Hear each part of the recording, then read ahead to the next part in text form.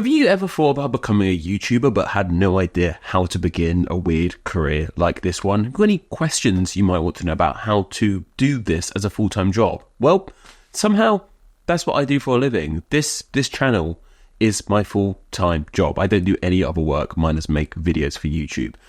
I know that's something a lot of people want to do in life. So I thought I would kind of ask you guys, if you had any questions about how to become a YouTuber, weird niche questions you might have, whether it be out of the emotional, mental aspect of this, or just the nitty-gritty nuts and bolts of what cameras or mic or tech to use, then hopefully this video will help you out. I know there's a lot of videos like this on YouTube, but I just thought you might want to hear my opinion on the matter, because why not? I've been away and I didn't have time to make a full video, so you're getting this instead. Is that cool with everyone? Cool. So our first few questions come from my Patreon. Patreon is a website where people can donate a monthly amount to help support the channel. I depend heavily on Patreon to keep Name Explainer afloat and to keep this as my full-time job. I've talked about Patreon quite a bit recently. I did a whole video talking about why I want Patreon to be more of a focus on the channel. Go watch that one if you haven't already. So definitely Patreon questions are a priority here. They definitely come first. And this one comes from one Stephanie P. And they asked, when and how did you get over the crushing self-judgment over whether your videos get views? So here's the neat part about that part. You don't.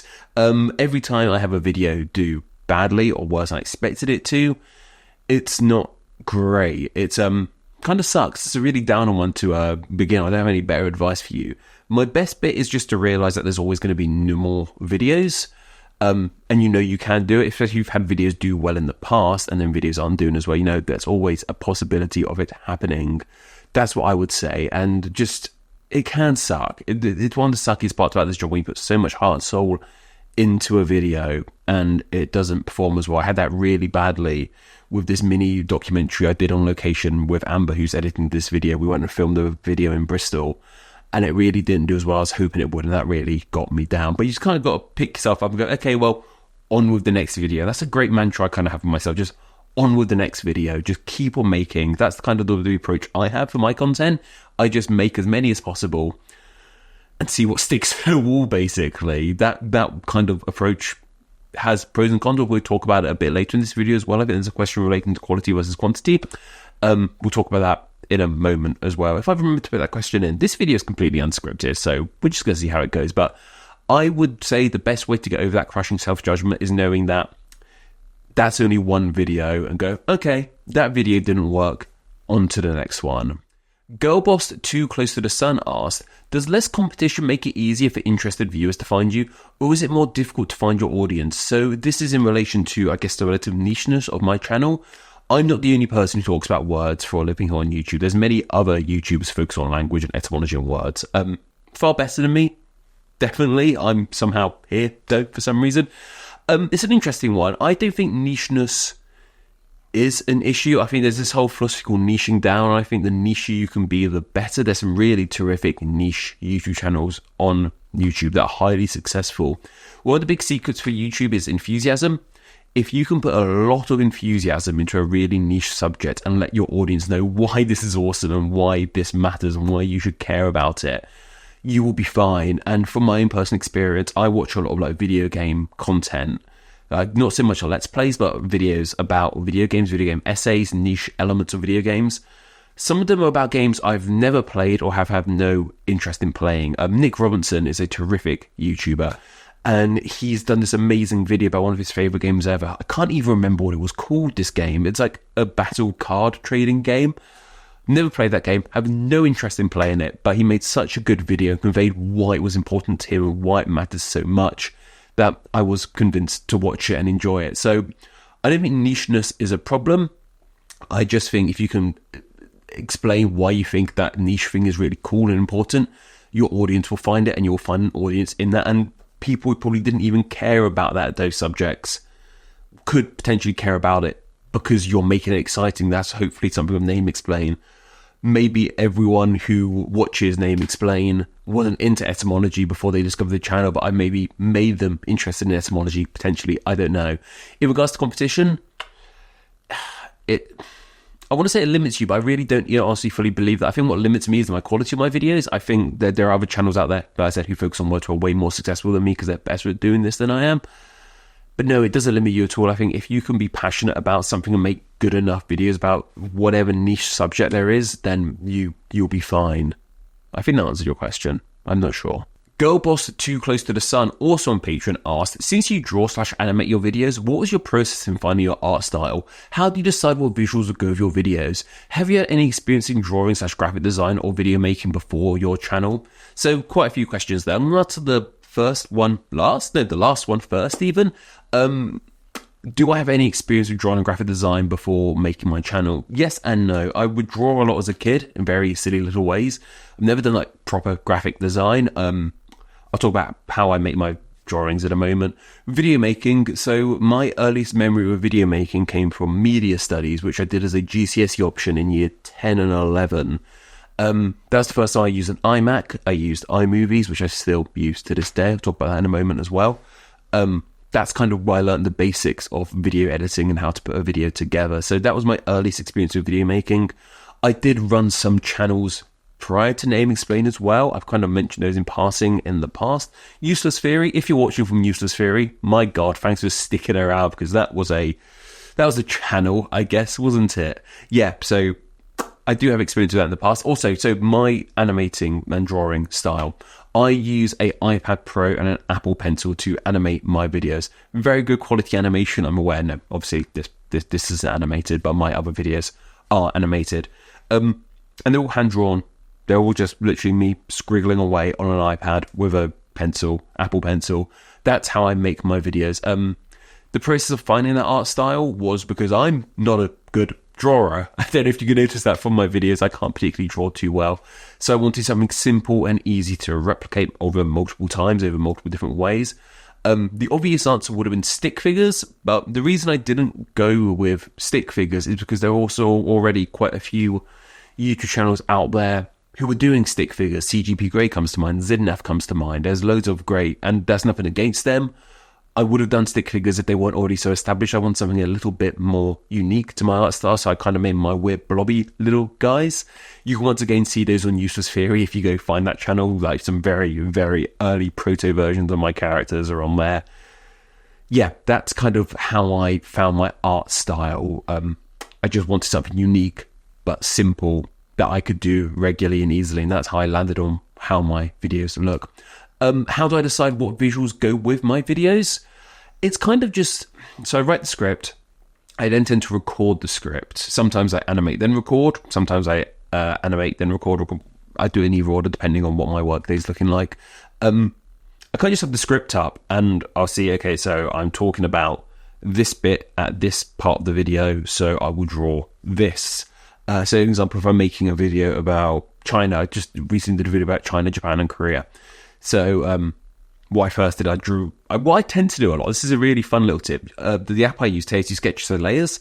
What I tend to do if I'm using a map, I take a screenshot of Google Maps, put that down, trace over it, and then delete the Google Map player. So most of my map images on my videos are made in that way. It's a really handy little tool. I highly recommend doing it. I think obviously lots of video editing, lots of photo editing software and apps have layers, so that's a really good thing I'd highly recommend doing. So in that case, I would get a screenshot from Google Maps, which captures China, Japan, and Korea. I'd draw over it.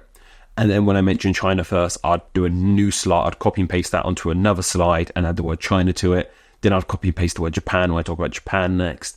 Kind of like that. For parts that aren't as obvious to animate, like sometimes things aren't as visual. I've written don't have an easy visual example. Like if I'm talking about an elephant eating an ice cream cone, that's like I can just draw that quickly. Sometimes the answer, what I tend to use my stock character of just in different poses like that or like that, like that. I recently actually drew a boatload more stock Patricks, so you can be in all kind of fun designs now, and I hope you're enjoying that in those videos. But yeah, it's literally just seeing what the script is saying and figuring out the best thing to add to that script. And sometimes I'm being really lazy, I'll just get an image from Google and just pan across from it if I can't bother to draw something or haven't got the time. But yeah, hope that answered your question. Arkanauts once again at Patreon asks, at what point did you hire a video editor instead of editing everything yourself? So this is an interesting one. Amber, my editor, who does pretty much all my on-camera videos these days, she's editing this video right now. I hired Amber, I believe, either in late 2020 or early 2021. Up until that point, I'd been doing Name Explain for about 5 years, full-time for about 3 years, I believe. So it took me some time before doing that. The reason I hired Amber was because I wanted to do more on-camera stuff, and I'm not as skilled at on-camera editing as a professional is. So that's one reason I chose to have her on board to do that. She does many other things for the channel. She'll often do some sort of back-end stuff like monetize videos and schedule videos to go live. She even watches over the channel sometimes when I go away and I can't access like the internet as easily if I'm traveling somewhere. When I chose to get her was when I felt it was right. So I'd been doing just animated content for some time before that, and even on-camera content a little bit. And I was like, this seems to be somewhat working, this on-camera stuff, but I want it to look better. So it was at that point I realised I could maybe think about hiring an editor. Another big factor into me hiring an editor was my Patreon income. So at that point, I was kind of making enough through Patreon to know that I could justify losing however much a month, using that however much of that money a month to go towards an editor. So I would say the point of when you feel you're confident to hire an editor is when you feel you can justify spending that money on one and knowing it's going to be a valued investment, or just even make your life easier. Because YouTube's a weird old machine. Sometimes the costs of an editor aren't profitable to how much I'm making, but it just makes my life easier as well. In the long run, videos are always getting views. So in the long run, they work out, I feel, sometimes. But that's why Patreon's handy as well, because Patreon is a more stable monthly income as opposed to YouTube ad revenue, like I talked about a lot recently. So that's the point I decided to hire an editor, when I felt I had the finances to do it. And I just felt like I couldn't do this all on my own anymore. And honestly, I don't think I can live without an editor anymore, because Amber helps out so much here on the channel doing these sort of things. And Alex Rook has asked, I'd love to know what you love and hate most about being a YouTuber. Oof, that's a hell of a question. So what I love most about being a YouTuber is the freedom in my life it gives me. So before being a full-time YouTuber, I worked in a supermarket. I actually really enjoyed my time at the supermarket, and look back on it retroactively. It's such a lovely, easy time. I met some wonderful people there, and that'll always be a really special time in my life when I worked at Sainsbury's. One of the things I disliked most about that job, however, was the time and just the lack of freedom it gave me. So I worked pretty much every Saturday evening from being 18 to 20, and that sucked. I literally lost that kind of key chunk of my life of where I should have been going out on Saturday nights. I spent in a supermarket till 10 p.m. And even though 10 p.m. isn't that late, I was just knackered after that, so I didn't really ever do anything, which was always a pain. There's a helicopter going on at the moment. I don't know if you guys could hear that. Hopefully you can't. And that's the thing I want to do. I'd also work like weekends, evenings, and I just didn't want to do that anymore. And also when I worked at a supermarket, if I ever wanted time off, I'd have to ask for it 4 months in advance, and that was just annoying.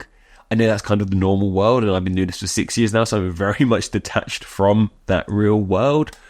I just wanted a job where I could work how I want, be my own boss, and do what I want. And YouTube kind of ticked all those boxes, and that's what I love most about this, the freedom it gives me, even in big things. I got a haircut recently, and I didn't have to think about, oh my God, when am I going to go after work to get a haircut? I'd go at the weekend. I was like, oh, it's the middle of the day. I could just go get a haircut, I guess. Little things like that, just the absolute complete freedom. I can work when I want, how I want, where I want, who I want, but I can't work who I want. That'd be cool though. What I hate most about being a YouTuber, it's the financial side of it, definitely. A lot of people don't like the sort of online engagement aspect of it, all the comments and the tweets and that sort of thing. That doesn't really bother me all that much. It's definitely the financial side. This job is very, I can't remember what the word is, but it's very up and down in regards to how much you earn at different points of the year and months, and that can be super, super stressful, which I've talked about a lot in the past. That's definitely my least favourite aspect of being a YouTuber. Other than that, I love this job to pieces. There's nothing else I'd rather be doing. And on to all the questions asked by you guys on the YouTube community tab posts. So the first one comes from Mary Shoverada, probably not pronunciation there, 6875. And they ask, how do you make so many videos in such a short amount of time? Well, part of that answer is hire an editor, as we've already talked about before. Time management, it's that simple really. Just, I have a very strict schedule I work to. It used to be like I do specific things on specific days, and that's just do things as and when.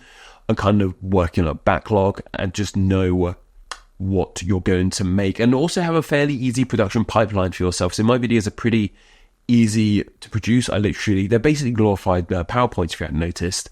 So once I've got a script written, I can get to work on recording it. I don't have to do too much different audios. I have to do just one track of audio of me talking, edit that audio, cut it all up, make sure it sounds good. And then it's on to animation, where I just, as I mentioned earlier, how I animate, just do that. And it's all relatively simple drawings. I don't spend too long on each drawing to make it as intricate as possible. I keep my production quite slimline, and that's how I can do it as well. Script writing is also fairly quick in a weird way. So my videos, how can I explain this? They do take a long time to create. So my videos take a long time to create, but not a long time to write, because I spend a lot of time on subjects brewing in my brain. So I'll think of an initial subject for a video, and I'll start thinking about, okay, so what would that video look like? What would I talk about? Where in that video? And that will be fermenting in my brain for years and months at some point. There's video ideas I've had since the inception of Name Explain that haven't been made yet, because I haven't quite fully figured out how I can make that a fully formed video in my mind. But once the idea is in place I could talk about the origin of the name there, talk about the history of the name, talk about things there. Once that's kind of in place, I can put a plan together, and then once the plan's in place, the script comes along pretty quickly as well. It's not so much about, it's about finding answers. One of the hardest things about this job, one of the things I do most, because the answers are easy to find, I can just Google the answers to my videos. It's thinking of the questions themselves. That's the tricky part, because you can't kind of put interesting questions, or you could put interesting questions into Google, I guess, but they're never as good. The real challenge is thinking about what could be an interesting subject, or even when someone suggests something on Patreon, because my videos are often made with Patreon suggestions, and it's often thinking about how can I make that suggestion, because sometimes they don't jump off the page to me, think, oh, that'd be a great idea for a video. So, okay, well, there's the suggestion. How can I make that into something a tad more interesting and engaging, something I'm more passionate about making? And once you have that in place, you can just Google everything and find the answers like that and figure out, okay, I can talk about that, talk about that. So that part can take quite a long time sometimes. It doesn't always take a long time. Sometimes I'll have like an idea for a video, and it'll be sort of more or less fully formed in my brain from the get-go, and that's great when that happens. But that's not always the case. I'm often thinking about videos all the time, and once it's kind of taken on some sort of form in my brain, it can go into the pipeline. Yeah, something like that. That's how I make some videos in a short amount of time, I guess. Also, hired editor, as I mentioned. Peppy Was Taken has asked, is the way one presents oneself on YouTube the same way one talks with people in everyday life? Or does one have to put on a bit of an act to make one's videos more interesting? Yeah, definitely. How I talk in my videos, my normal videos, is not how I talk in real life. This is weird. I'm really bad at explaining stuff in real life, despite being Name Explain. Like, I'll be talking to people, I'll say, I'll just really, really badly explain things. So no, how I talk on Name Explain is me reading a script. Even most of my on-camera videos these days are me reading from a teleprompter. This is probably the closest you'll get to me how I talk in real life, but this isn't even that accurate, because I know I'm on camera mode and there's some form of presentation there. But yeah, definitely, I think a lot of people do put on a persona on YouTube, how they present themselves. You have to, because this isn't real life. This is me talking to a camera. The more genuine it can be is definitely the better. I think that's one issue, not an issue, it's a decision I made with my channel, is it's not very genuine content. I didn't say that in a bad way. It's genuine, what I'm telling you, but it's not very personable content. It's just me reading a script with little drawings on them. It's one of the things you want on YouTube, but something a lot of people go for on YouTube is to build what's called a parasocial relationship. You probably have this with some YouTubers or even podcasters, where you feel like you're their friend and you could just sit and chat with them. That's where the money is. If a YouTuber or a content creator convince you that you're their best friend and you'll give them loads of money, that's kind of what a lot of people go for. I kind of haven't gone for that, because I don't particularly want people doing that. I'm sure we'll be friends if we met in real life, Peppy. I'm sure we'll be lovely together. But I feel that's a bit misleading. I've always wanted people to like the channel for the content itself, as opposed to who I am as a human. If you like me as a human as well, cool. I mean, you don't know me, but cool, I guess. So yeah, there definitely is. I refuse to believe that there's any YouTuber or content creator who is exactly the way they are in real life as they are on screen or on microphone or whatever you want to call it. Because I just don't believe that. Because I think some of them are pretty close to it, but probably not identical. So yeah, you probably do definitely have to put on something on persona on YouTube. Rellafoot has asked, how much do you work or dedicate to YouTube in a full-time capacity? How long from starting YouTube until you made it full-time? So, as I said, this is a more full-time job. I work about at least Monday to Friday, 9 to 5, as on YouTube, like any other job. Like most people, Monday to Friday, 9 to 5, that's kind of how I decided to do it. You can do it however you want, and I definitely do, on many cases, work earlier from 9 and work later till 5, and even work on weekends sometimes. But yeah, I made it a very conscious decision because, like I said, I was coming from a job where I had to work evenings and weekends, and I hated that. So I wanted YouTube to not encroach onto my personal time as much as possible. So I very much dedicated. The moment 5 o'clock hits, I'm done. You know, that's in the In-Betweeners movie where Neil just drops the cup of fish, whatever it is. The moment 5 o'clock happens, I just stand up and get away from my desk. I'm like, I'm done now. Bye, work. But that's, yeah, it is often longer than that. And like I said, when I'm not actually working, I'm always thinking about video ideas or what I could do with the channel or things I could do going forward. So it doesn't ever really stop, I suppose. And in regards to how long from starting YouTube until I made it full time, so I started my channel in November 2015 and I went full time in March 2018. So 2 and a bit years it took me. It could take longer, it could take way shorter. Like, don't think you have to do this for 2 and a bit years and you'll be as vaguely successful as I am, because that might not be the case. You will be more successful than me or less successful than me. But personally, that's how long it took me to go from part-time. But also, it's also worth mentioning that before I cut off Sainsbury's supermarket job completely, I kind of lowered it down to, as the channel got bigger and bigger, I started working less and less shifts there, picking up less overtime until I dropped it completely. And for some reason, the point I dropped Name Explain that was when I was at 100,000 subscribers. That just felt the right time for me to do it. It felt like a big number to do it at. So that was me.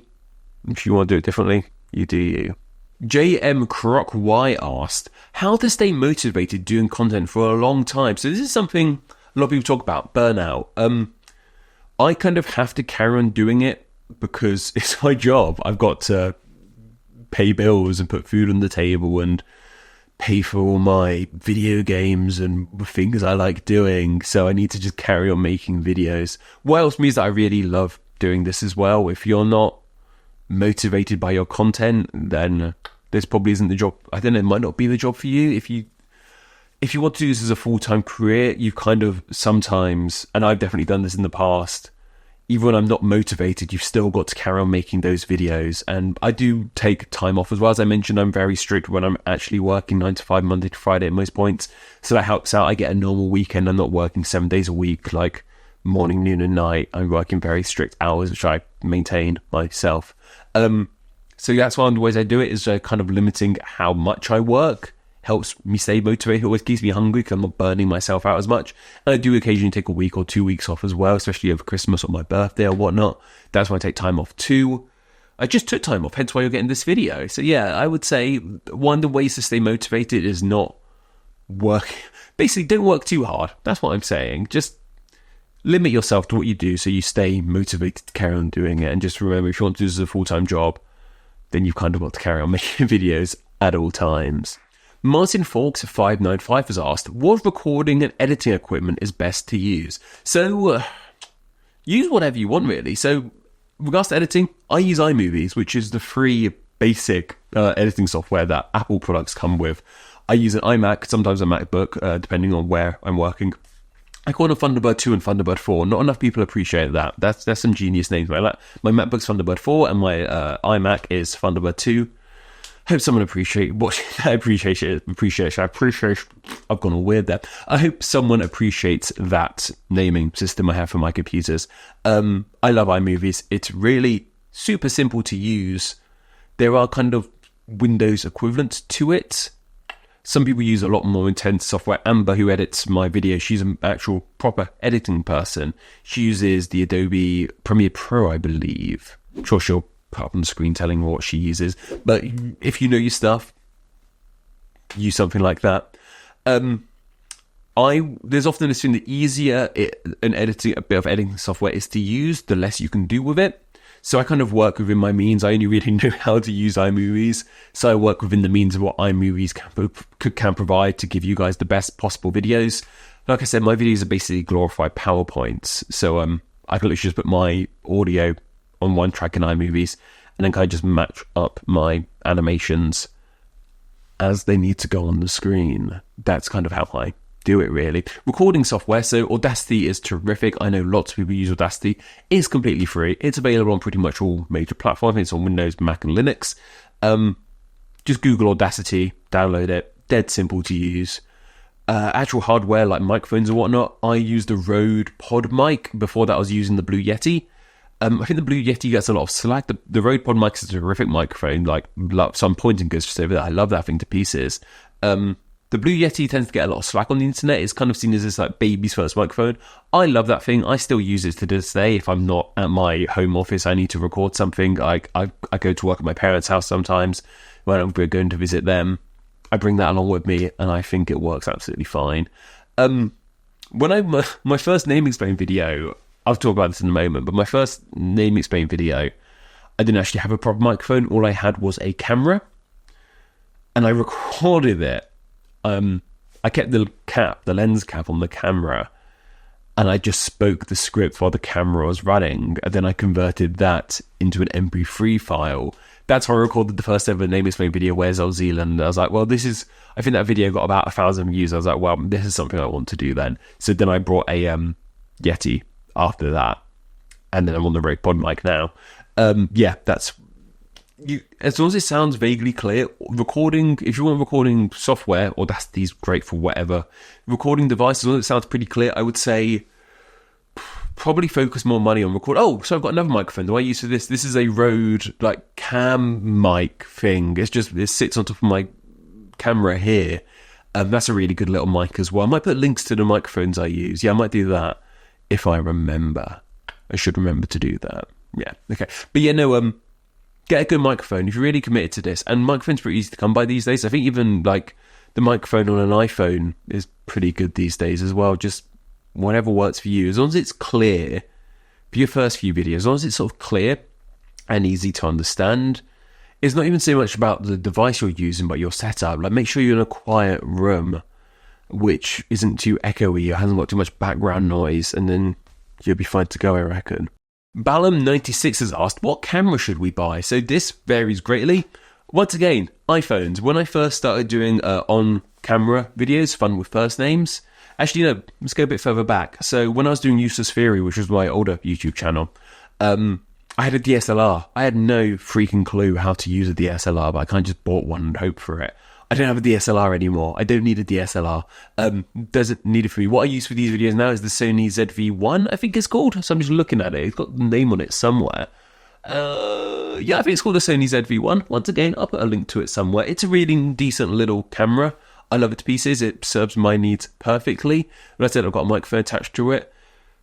It was quite expensive. I think it was about £600-700. It was a big investment for me, and I think it's paid itself off because I really enjoy making these on-camera videos now. Before that, I was using my iPhone. iPhones are great. Phones have amazing cameras on them. So, honestly, you could begin off... I would say, if you're really just beginning, use your phone. If you want to use a camera, use your phone to begin with and get a better microphone for it. You can get ones that plug into your phone and that like lapel mics. You can get ones. I used to do that for fun with first names. I didn't do it anymore just because I don't need to anymore, I guess. But if you're just starting out on camera, use your phone. Honestly, they're so good. Like, really good cameras on them. Andre Renault has asked, how much money is worth spending on equipment if you're not sure this is going to be long term? So that entirely depends on how much you're willing to spend. Like I said, to get going, you've probably got most of what you need. You can make YouTube videos just on your phone now. You could film it and even record it just on a phone, depending on what kind of content you want to make. If you want to try it, definitely, I would say if you want to do it a bit more seriously, but don't want to break the bank, I would definitely say maybe budget. Gosh, if you could justify maybe £100, I think a Yeti pod mic, which is kind of one I'd really recommend for starters. So I'm getting all low down the camera because I'm slouching and thinking. I think they're about £100, or they were about £100. If you could justify spending that just to try it out. If not, you might be able to borrow one. There's lots of library of things around the world these days. They're great. Go borrow a camera, go borrow a microphone. They might help you out there. Things like, even from like schools or colleges, they might let you rent equipment. Anything like that. But also, YouTube can just be a hobby as well. I know people who have put lots of money into editing software and cameras and microphones, who do it just because they like it as a hobby. They don't make money off it. It's just something they enjoy doing. If you just want to make really high quality videos, you're not really fussed about the money, then spend away on it. If it's something you want to spend money on, do it. Like that's another completely different aspect of this. If you want to spend that money on something and are not fussed about receiving a return on investment, do it. That's what I would say as well. So however much you feel comfortable spending, if you want to make this a full-time job, then yeah, however much you feel comfortable spending and potentially not getting back. But also cameras and microphones, especially cameras, they have a really good shelf life. You can so that DSLR I mentioned, I sold it again on eBay. I think I got more than I paid for it for, so you can get your money back quite easily on a camera if it doesn't work out. Like I said, you can try and rent one or borrow from a school or college or something too, because that helps out amazingly as well. Definitely, if you get your hands on one for free, have a tinker about with it. If you like it, maybe consider buying a new one. But yeah, how much is it worth spending on? If you're not sure if it's going to be a long-term investment, just as much as you feel comfortable, in all honesty. Cavid Keto has asked, does lighting matter? Yes, lighting matters hugely, specifically for on-camera videos. Lighting is actually probably more important than the camera you have. If you've got a good lighting setup, then you could be using the crappiest camera possible and your videos will still look somewhat more palatable. I don't have a good lighting setup. I just have like a softbox behind me here. I'm just wiggling my softbox around. I'd ideally have like 2 softboxes and even a backlight. That's something I'm kind of thinking about trying to get on with. My lighting isn't great, but it gets the job done. Lighting is so important. Don't use natural lighting. I've got my blind closed over there when I make these videos. Like, lighting, crucially important. Yeah, lighting does matter an awful lot. It can make a video look good. In fact, I'll show you one moment. Let me turn my softbox off. Don't know what you can see there. That's what my videos look like if I have my softbox on. Like, lighting's super important. I'm going to turn that back on to help prove my point. I don't know what part of my body. Oh, you can see my tummy. Nice. Yeah, like, lighting is very, very, very important. It can make a video look garbage to somewhat passable. Yeah, get a good light. Russell Wortham 2902 has asked, do you particularly need an introduction sequence? I wouldn't say so. My animated videos have no introduction sequence. I have like a little plug before my videos. My on-camera videos do have that little Patrick Presents introduction thing slightly, and that's just to help break things up. They have their perks. Some channels have those really gaudy, like dubstep, wah, wah, wah, introduction sequences. I've never really liked those. It depends on what kind of content you want to make. If you want to make content that just goes into it, then like, a lot of educational content kind of just kicks off, especially kind of stuff I used to watch at CGP, Grey and Zidnaf. They kind of just go into it, and that's kind of the mantra I've gone with in my videos. Introductions can work well, especially if you do like a little funny take introduction on with the video. That's a very common approach on YouTube. They serve their purpose. They're also really good in the order of freebooting. If someone wants to steal your video, upload it to Facebook or like a shitty website like the Daily Mail, maybe beep that out, Amber. I shouldn't be saying rude words on these videos. Introduction sequences help, even if it is stolen somewhere else.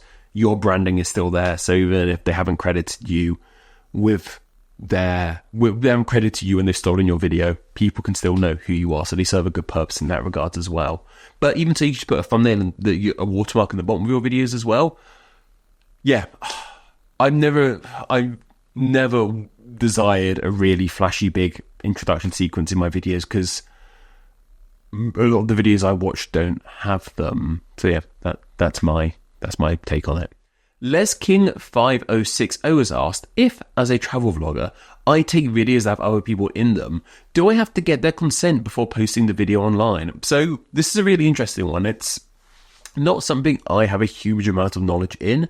The only time I've kind of filmed other people is with that aforementioned Bristol video I mentioned. So there's kind of two questions here. Does the person know they're being filmed? Like, if it's an interview subject and you've asked them for an interview to film them, you probably got permission there. If it's just like random people in the background, something I have more experience with, when I did that Bristol video, just random members of the public walking around in the background as I talked. I didn't ask each and every one of their permission. What I did do, however, is I got a filming permit. So lots of cities, depending on where you're filming, will have like media offices. I think I just Googled Bristol filming permit, and I found like from Bristol City Council, and I've talked to some people about getting filming permits and the right to film. That was completely free. Just had to ask and tick some boxes and say some things on there. And I don't know if every YouTuber or vlogger does that, like when they go out filming. I just wanted to be extra safe, and that kind of gets you by. Like if I had someone say, "Excuse, what are you doing?" I was like, "I've got a filming permit, so I'm allowed to do this." That's something I'd highly recommend doing if you want to be extra safe and not get in trouble for filming where you might not be allowed to be filming. I think, coming to the top of my head, I think there is kind of a general rule that if you're in public, I mean, there's cameras everywhere in public these days. It's hard to not be on camera, whether that be someone's phone, a security camera, or whatever. If someone like comes up to you and they see, "Excuse me, don't use that footage," then just respect their rights. If someone says to you, "I don't want to be filmed," respect their right. Don't use that footage, because that'd be really not a cool move. If you did. Yeah, basically, if it's just random people in the background, I think it's kind of fair game. I said, get a filming permit. If someone asks you not to film them, don't film them. Don't use that footage, because just be nice. Romy Johndorf has asked how to promote your channel. So I haven't actively promoted my channel in a very long time. That's probably something I should do, shouldn't it?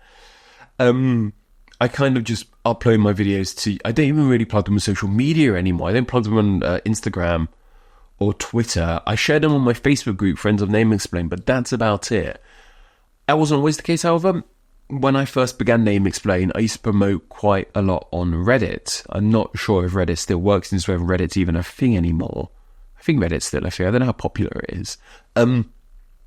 I would promote them. I wouldn't go on to r/videos. I would go on to specific subreddits that those videos would apply to. Self-promotion is a really tricky thing. A lot of subreddits aren't keen on self-promotion.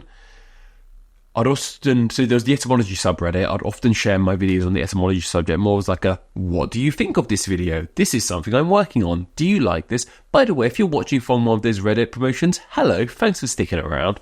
But I'd also post them on more niche ones. So my first video, the Where's Old Zealand video, I shared that on the etymology subreddit and the New Zealand subreddit. And more of like a, what's your thoughts on this? Do you think this is a good thing? And then as videos went on, I'd share them in other appropriate places. Reddit really helped me out in a lot of ways when I was first making... And also there were a lot of other educational YouTubers floating around on Reddit as well. People like Will Fox, who I found through there, who's promoting stuff. It was a great place. I don't know if Reddit is still a great place. A lot of the internet isn't a great place anymore. Like, it's all just gone a bit weird. Cheers AI and just horrible people. I don't know if Reddit is still safe. But that's how I promoted my videos. I guess I'd recommend doing that as well. That worked for me somewhat. But eventually, if you on the back end of YouTube, on the YouTube Studio app or whatnot, you can see where your views are coming from. Most of the time, it's from suggestions. If you make a good video, YouTube itself will pick it up, and you don't really need to promote it yourself. I don't share on my private Facebook, like my aunts and people I knew at school aren't my key audience, so I don't ever really bother doing that. You can if you want to, but I'd never, very rarely share videos on my actual Facebook page. That's not something I'd recommend doing, but that's just me. And guess whose camera just died? So now I'm plugged in charging, so let's see how this goes. Simon Respesto has asked, is being British an advantage? I'm not British. That's a weird one. So I've been British all my life, unsurprisingly, and I've been surrounded by British people all my life, so I've never seen it as like a thing. It's just been the norm for me. I think it's a bit of a novelty for a lot of people. So my camera, so my light mucked up when I was charging my camera. I think it's kind of a novelty. But I often notice in myself, I don't sound like the rest of YouTube in a lot of weird ways. Like when I watch a lot of other videos, always some like slick American accent. I'm like, oh, I don't sound like that. So like, maybe I'm not a proper YouTuber. Ups and downs, I'd say, pros and cons. It's a novelty, but it kind of signals you out as being somewhat different to the rest of YouTube. RKNYC asks, how to deal with the embarrassment when people ask you what your job is? Taking your stride, man. Be proud of it. It's hard. Not many people get to be full-time YouTubers. Own it. Just be like, yeah, I'm a YouTuber. And it normally opens up a lot of interesting conversation about what do you do. If you're kind of self-conscious, just lie. Say you do something else. I've told people in the past. What have I told people in the past? I've always had fun ideas of what to tell people in the past. I think one time I told someone I wanted this joke that I'm a professional screamer and I scream for actors. Like I get overdubbed. I overdub actors who don't want to scream on set, and I overdub them. I like to make up silly things like that. I think sometimes once I told someone I was a professional wrestler. Sometimes I just say I'm a writer, because I guess I am. I do write. I just do lots of other things as well. It kind of own it however you want to, really, especially depending on who you're talking to. But some people still don't know really what YouTube is. So you kind of got to explain a little bit on this is what it is. I make videos on the internet. Just don't be embarrassed about it, really. Own it. It's great. It's a wonderful job. Tell them how wonderful it is. And yeah, my camera just died again. Did I mention that before? My camera's on the cusp of dying, so these last few I'm going to have to wrap up quite quickly. Naturally Me 2111 asks, how much do you make? I know it's a personal question. I'm not going to reveal how much the exact number is I make, but I make enough to pay the bills, which is all that matters to me. And that's one of the things I really want to mention in this video. This video is called How to Be a Vaguely Successful YouTuber. There's kind of this image in the popular imagination that YouTuber equals super wealthy, extravagant lifestyle. And that's because some of the most popular YouTubers out there very much promote lots of money. You know, your Mr. Beasts, your Logan Pauls. The wealth of YouTube is something often talked about a lot. Once I realised that that doesn't need to be the case, this job felt so much more realistic. If I knew I could get to a point where I didn't need to be a YouTube millionaire, if I get to a point where YouTube was just a full-time job and made me the same amount as I was making working at Sainsbury's, I was happy with that idea. And that's something I think you should really remember, that it's not all about, if you're solely going into this to make a lot of money, it's going to be a stressful, not enjoyable experience. If you're making because you want videos and you kind of want just a livable wage, you want the lifestyle it brings with you, it will suddenly feel a lot more achievable. So that's my main advice of that. Don't just think I'm in this to make a boatload of money, because not a lot of people get to do that. And that's probably all we have for right now, because my camera is right about to die. Thank you so much for all those amazing questions. I've literally got to wrap this video up before my camera goes, no, I'm done now. Thank you so much for those amazing questions. Anything else you might want to know, leave some comments. I'll try and answer as many as possible. I've got to go now because my camera is just being like, nope, I'm done here. And that's the reality of being a YouTuber, I suppose. Thank you all so much for allowing this to be my dream job. Okay, all, take care.